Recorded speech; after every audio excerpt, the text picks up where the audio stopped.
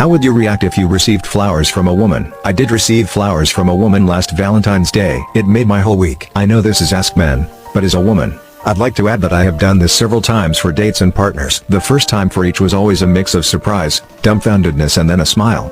I very much enjoy turning the tables and seeing the reaction. I can only encourage other women to do the same for their men. My wife sent me flowers at work once. It caught me off guard and was a little funny at first, but I seriously loved it. My co-workers all thought it was really cool too cause guys never get flowers. I would absolutely adore it. Blush. Feel slightly embarrassed. That woman would be my favorite person though if she got me flowers. I think I'd be flattered, but I must admit I'd probably be a bit confused. It's such a rare event that one would have to contemplate its meaning. I would love it.